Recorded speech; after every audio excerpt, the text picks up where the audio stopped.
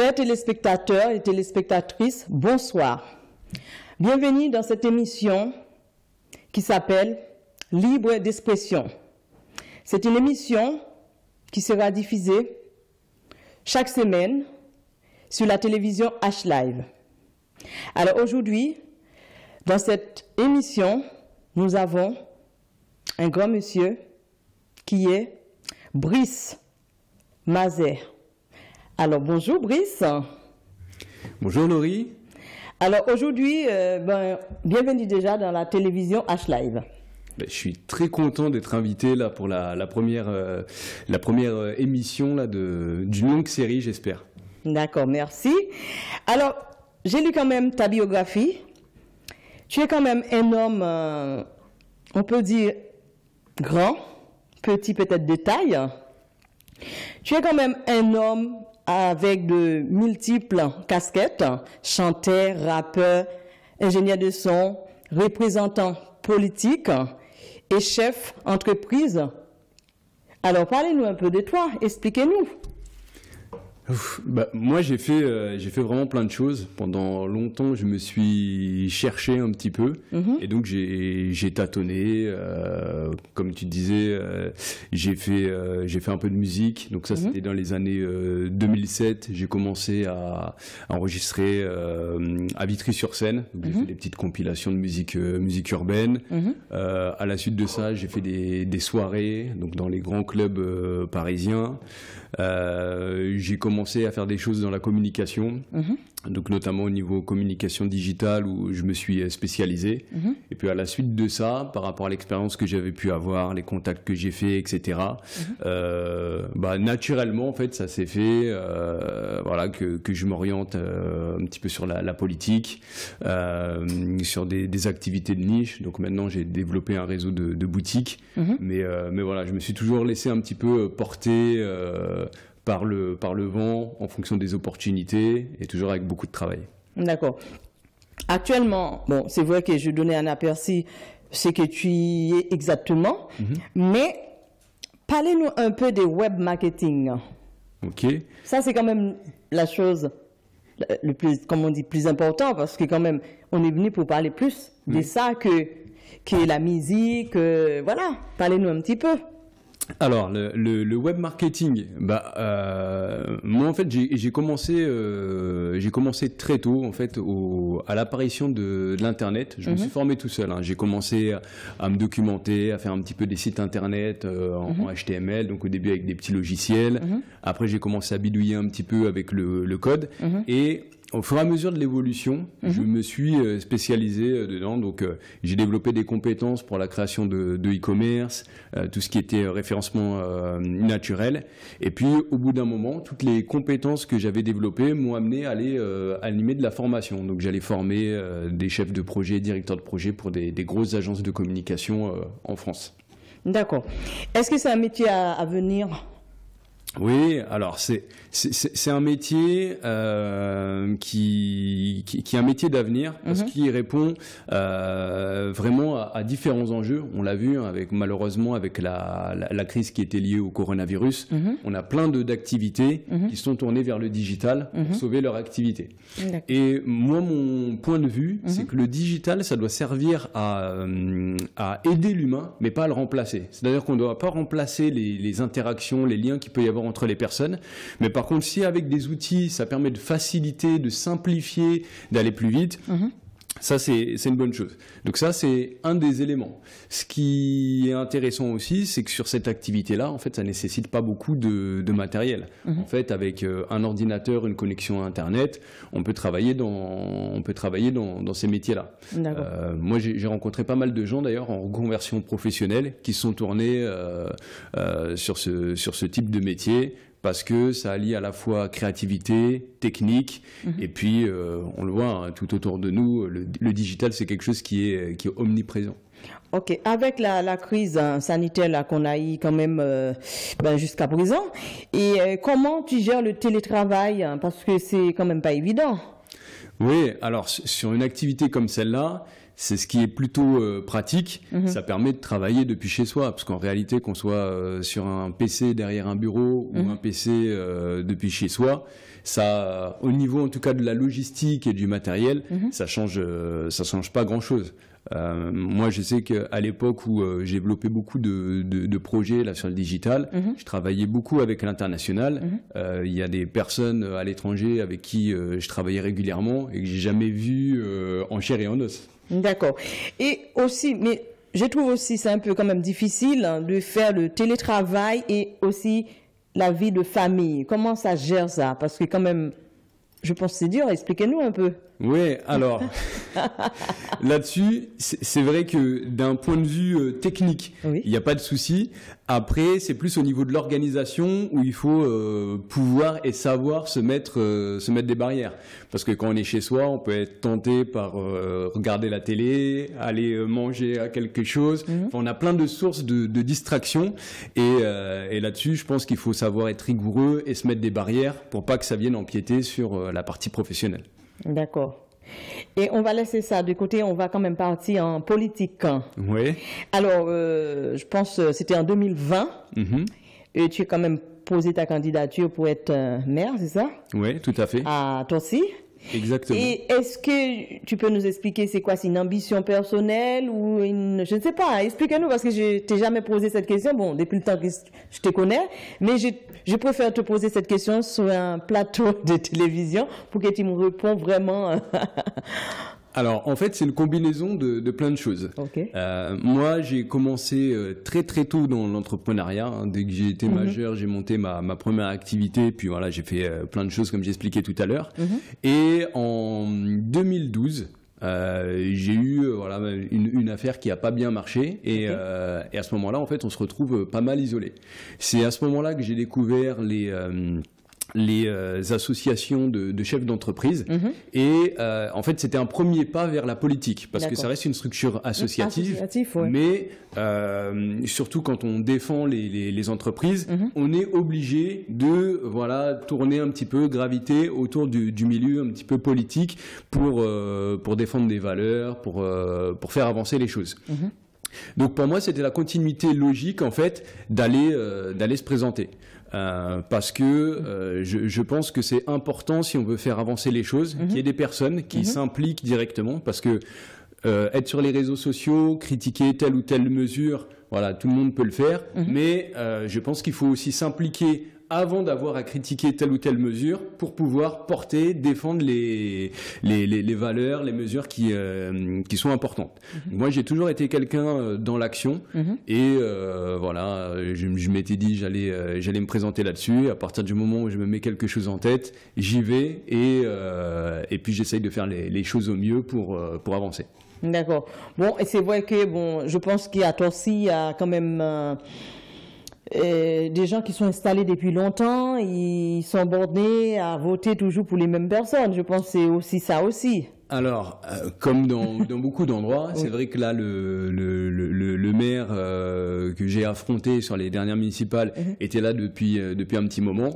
Voilà, bah forcément, on a, en étant maire sortant, on bénéficie d'une certaine visibilité, hein, puisqu'on est associé aux différents événements locaux.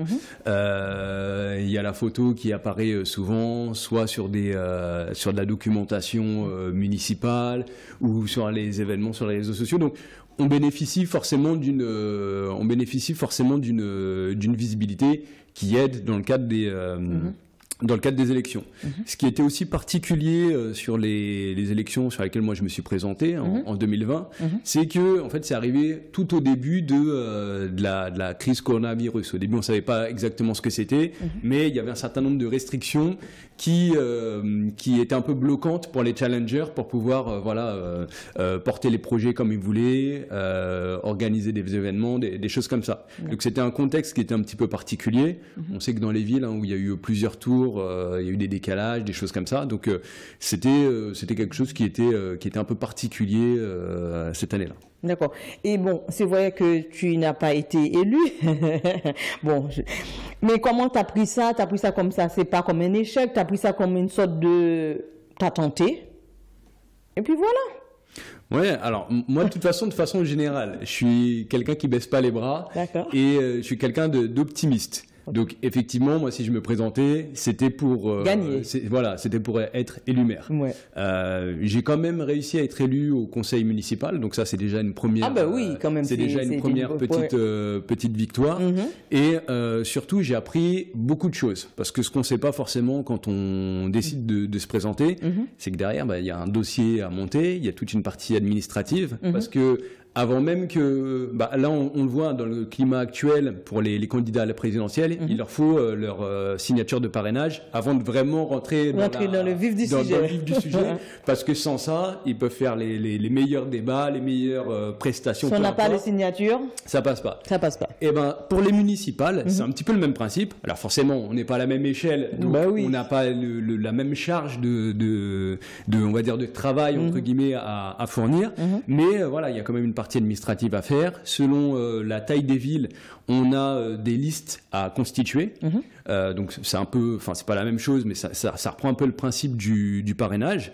Et sur une ville comme Torcy, on a 35 noms à avoir. Et comme ça, on se dit, 35 noms, c'est rapide, je demande à mes amis, à ceci, à cela, ça va vite. En réalité, non, parce que il y a ceux qui souhaitent pas apparaître sur la liste, il y a ceux qui soutiennent mais qui osent pas s'exprimer, il y a ceux qui ont peur pour telle ou telle raison, ceux qui nous aiment bien mais qui aiment pas la politique. En fait, il y a tout un tas de freins. Mais c'est un peu quand même, il y a aussi l'hypocrisie aussi là-dedans, parce que c'est vrai que les gens ils veulent pas qu'on le voie sous la liste de monsieur parce que moi je suis habitué de voter. Il y a tout ça aussi, hein. Mais il y a l'hypocrisie comme on dit, parce que souvent on retrouve ça. Je suis ton ami, mais il faut pas qu'on me voie affiché dans voilà. Là, je suis d'accord avec ce que tu dis, et dès que ça touche à la politique, je trouve que c'est même un peu amplifié, parce que dès que c'est la politique, voilà, les gens soit ont peur que en cas de défaite ça leur porte préjudice, ou ils savent pas trop comment se positionner, ou des fois ils sont amis avec le frère ou le beau-frère, ou peu importe de la personne en face. Donc il y a une petite appréhension que je comprends très bien d'ailleurs, puisque voilà, c'est humain, mais en tout cas c'est un certain nombre de petits blocages, de freins qui complexifient ces choses-là. D'accord. Moi, sur le Torcy, par exemple, j'ai des personnes qui souhaitaient me soutenir, qui étaient OK pour être sur la liste, mais qui n'étaient pas inscrites sur les listes électorales. Ah. Ça aussi, ça peut être des freins. Oui, ça peut être aussi un défaillance. Oui, on ne pense pas le moment, voilà. Eh ben d'accord. Bon, ça c'était une parenthèse de homme politique. On va continuer avec quand même Brice, hein, parce que bon, avant tout c'est un ami. Je voulais quand même qu'il passe dans l'émission prioritaire, parce que, comme on dit, ami reste toujours ami. Il faut quand même, tu me donnes la force aujourd'hui, et c'est ce que tu fais actuellement, parce que je suis pas te mentir, je suis vraiment un petit peu stressée, qui est tout à fait normal, parce que on dit toujours la télé et la radio c'est des choses différentes, parce que la télé on nous voit et puis il faut faire attention à ce qu'on dit, et la radio il faut aussi faire attention, mais il n'y a pas d'image. Voilà, c'est la différence qui fait que la télé et la radio c'est des choses différentes, il faut pas mélanger. Voilà. On va retourner quand même sur ce que tu fais exactement. Et projet professionnel, parlez-nous un peu, est-ce que tu en as? Ouais. Alors moi je regarde toujours ce qui se fait à l'étranger. D'accord. Parce que ça c'était peut-être pas mis sur ma biographie, parce que c'est vrai que je suis un peu caméléon, j'ai fait pas mal des choses. Mais ça devait être en 2016 je pense. Je m'étais lancé sur tout ce qui était transport urbain, là, tout ce qui est écomobilité. Donc à l'époque c'était quelque chose qui était nouveau sur le marché français. Donc avec les overboards, les gyropodes, toutes ces choses-là. Et en fait, moi, je m'étais inspiré de ce qui se faisait. Parlez-nous un peu, est-ce que tu en as? Ouais. Alors moi je regarde toujours ce qui se fait à l'étranger. D'accord. Parce que ça c'était peut-être pas mis sur ma biographie, parce que c'est vrai que je suis un peu caméléon, j'ai fait pas mal des choses. Mais ça devait être en 2016 je pense. Je m'étais lancé sur tout ce qui était transport urbain, là, tout ce qui est écomobilité. Donc à l'époque c'était quelque chose qui était nouveau sur le marché français. Donc avec les overboards, les gyropodes, toutes ces choses-là. Et en fait, moi, je m'étais inspiré de ce qui se faisait en Asie pour adapter le concept ici. Donc, je regarde toujours un petit peu ce qui se passe à droite, à gauche pour trouver les bonnes idées et les adapter. D'accord. Donc là, j'ai pas encore trouvé exactement la prochaine idée, le coup d'après, mais j'y travaille et ça va être quelque chose d'intéressant. D'accord. Bon, de toute façon, on va continuer à suivre, et puis ce que tu fais aussi qui est important, parce que dans ton monde, je dis ton monde parce que quand même tu fais beaucoup de choses, hein. Oui. Tu fais beaucoup de choses. Bon, c'est vrai que les gens ils vont peut-être me dire dans son monde, mais je sais de quoi je parle parce que j'ai quand même sa biographie. C'est pas quand même la blague, hein. Quand même, tu as fait beaucoup et je l'ai avec moi. Si on commence à parler dès les débuts jusqu'à 2022, alors il y a de quoi quand même à dire, hein. Mais bon, on va quand même parler des autres choses, tout ça, parce que est-ce que tu peux nous parler aussi, t'as des boutiques, des choses comme ça, expliquez-nous, parce que bon, si tu es là aujourd'hui, je pense que c'est plus pour parler, parce que pour que les gens puissent te découvrir vraiment sur la télé, à ce que tu fais en tant qu'homme d'affaires. Vas-y. Alors, moi, depuis fin 2020, parce que on parlait tout à l'heure le coronavirus, moi, sur la partie web marketing, j'avais fait un petit peu le tour. J'avais réalisé des projets pour différents types de clients. Sur la fin de cette partie-là, comme je disais, je faisais beaucoup de formations sur la stratégie digitale, donc vraiment sur des choses précises pour atteindre des objectifs là-dessus. Et quand le coronavirus est arrivé, c'était une période un petit peu de peut-être d'inquiétude. On se dit est-ce que ça va durer longtemps, comment ça va se passer, qu'est-ce qu'on va faire, etc. Et sur cette période-là, il y a beaucoup de personnes qui avaient une activité, on va dire physique, et qui se sont tournées vers le digital parce que le contexte faisait que c'était un peu plus compliqué. Moi, j'ai fait le contraire. J'étais sur le digital et je suis parti sur le physique. Donc j'ai monté un petit réseau de boutiques bien-être avec des associés. Donc voilà, on est parti du départ, trouver les locaux, mettre en place les process commerciaux, faire les recrutements, pouvoir jongler entre les différentes vagues, parce qu'au début il y a eu la première vague, on se disait il y a eu la première vague qui était compliquée, il y aurait peut-être pas de deuxième, puis il y a eu la deuxième, après on se disait oui mais il y aurait peut-être pas de troisième, il y a eu la troisième, etc. Et puis à chaque fois il y avait des contraintes particulière, parce que selon les établissements, on devait fermer, on devait... c'est bon, on était dans les doutes, on ne sait pas quoi faire, on ne sait pas. Voilà, c'était ça le problème de coronavirus, parce que bon, il y a des moments où on nous dit que ça va se commencer, on va reprendre les activités, et puis arrive un moment, et on ne peut pas, parce que la maladie est encore là, et c'était un peu compliqué, mais bon, je pense que ici, mois de mars, là, ça va être débloqué. Là, j'ai pas trop écouté les informations, mais je pense que ça va être. Oui, et puis de toute façon, avec là, je vais parler pour les petits chefs d'entreprise, les restaurateurs et autres, avec tout ce qu'on a déjà connu avant. Au moins il n'y a plus l'effet de surprise. Oui. Puisque voilà, moi c'est des boutiques, j'ai été impacté, mais on va dire dans une mesure qui reste correcte, mais j'ai des voisins qui ont des restaurants, des établissements de bouche, et là c'est très difficile. C'était très compliqué. Et puis il faut se dire aussi qu'il y avait il y a une perte d'activité qui était liée directement aux fermetures administratives, aux contraintes pour l'ouverture, des choses comme ça. Mais il y a autre chose aussi, c'est que pendant cette période-là, les habitudes des gens, les habitudes des consommateurs, elles ont changé. Donc les gens qui ont pris l'habitude peut-être de commander sur Internet, ou je voyais moi pendant le confinement, il y a des gens, ils s'ennuyaient, alors ils se sont mis à cuisiner, alors qu'ils cuisinaient pas avant.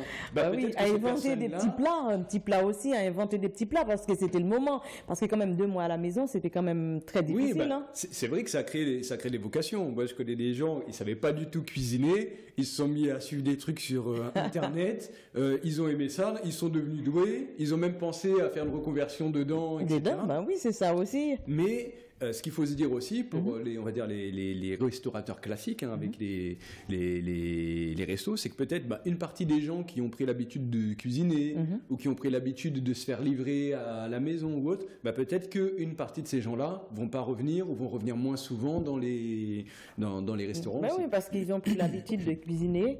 Et il faut dire aussi de manger tout et de n'importe quoi, parce qu'on a vu quand même les dégâts après les confinements. Oui. C'est 10, 3, 15 kilos par personne. Non, bon, même moi, je sais de quoi je parle. Tout le monde a été, voilà.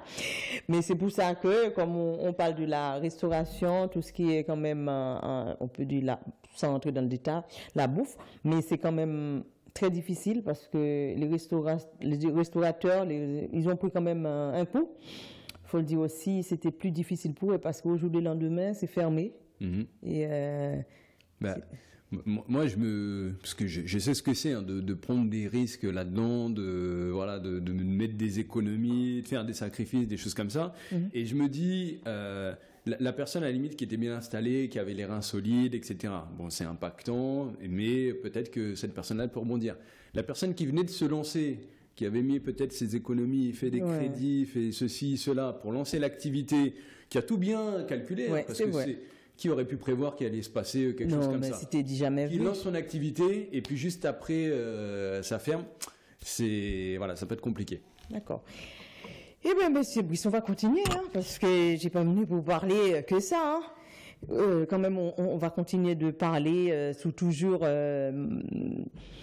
web marketing. Ouais. Moi, je suis un peu bébête là-dedans. Est-ce que tu peux... Quand je dis bébête, façon de parler. Moi, c'est ça qui m'intéresse. Alors, je veux que tu nous parles de... Par exemple, est-ce que tu fais comment on dit, tu montes des sites internet? Non, c'est genre pas des... Si, alors moi, à l'époque où vraiment je passais mon temps là-dedans. Ce que je faisais le plus, c'était de monter des sites internet, on va dire vitrines, blogs, des choses comme ça, alors plutôt une partie éditoriale. Et ma vraie spécialité, là où je m'amusais bien, c'était pour construire des e-commerce. Ok. Et dans les e-commerce, en fait, il y a plein de parties, puisque créer le e-commerce en lui-même, c'est pas forcément, alors forcément ça nécessite une expertise, mais c'est pas forcément ce qui est le plus dur.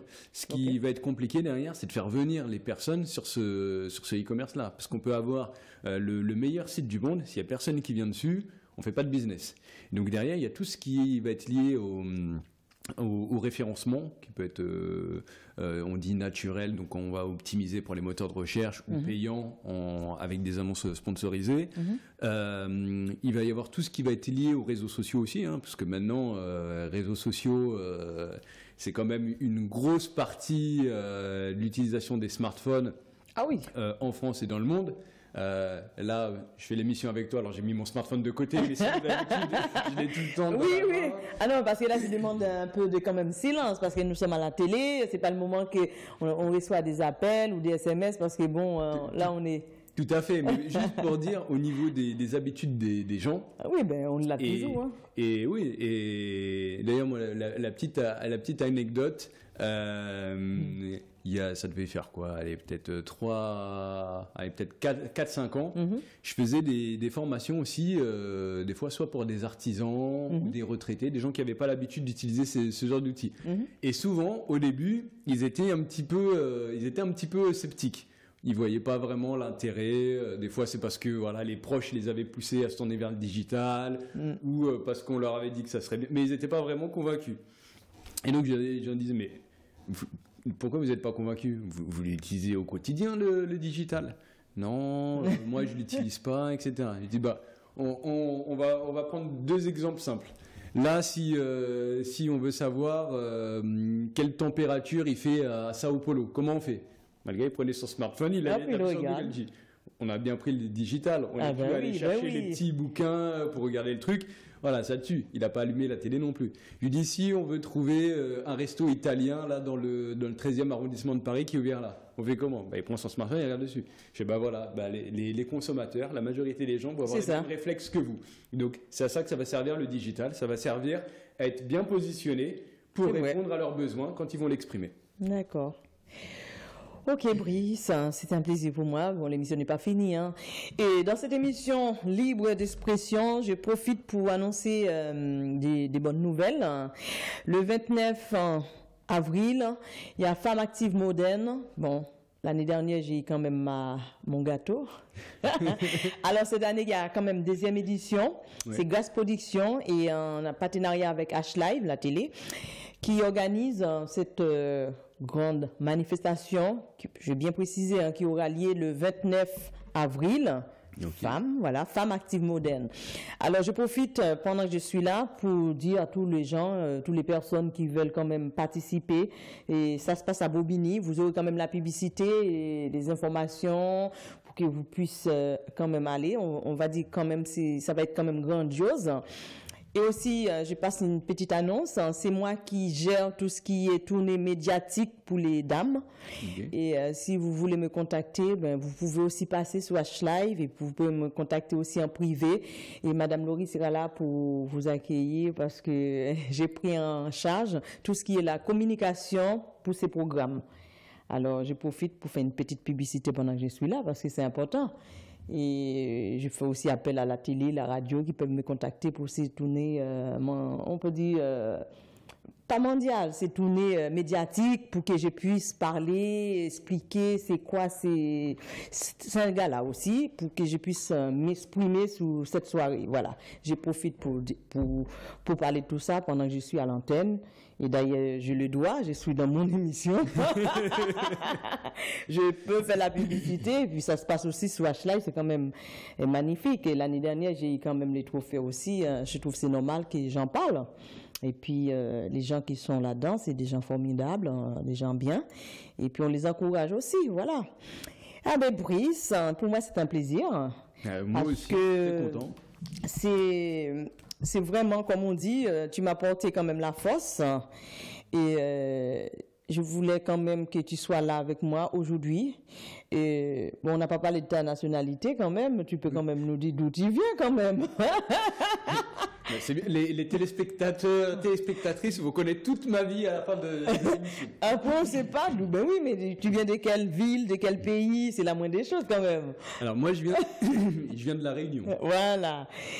Ben c'est bien quand même, parce que souvent, on va penser peut-être, je ne sais pas, haïtien, mais bon, je prouve quand même que cette émission, on prend tout le monde, pas forcément les Haïtiens. Et voilà, là quand même, j'ai démarré avec un Réunionnais qui est quand même mon ami, et c'est un ami que je suis très contente. On partage beaucoup de choses, beaucoup de choses. On se retrouve toujours dans beaucoup des activités, bon, on ne dirait pas les noms, mais on se comprend.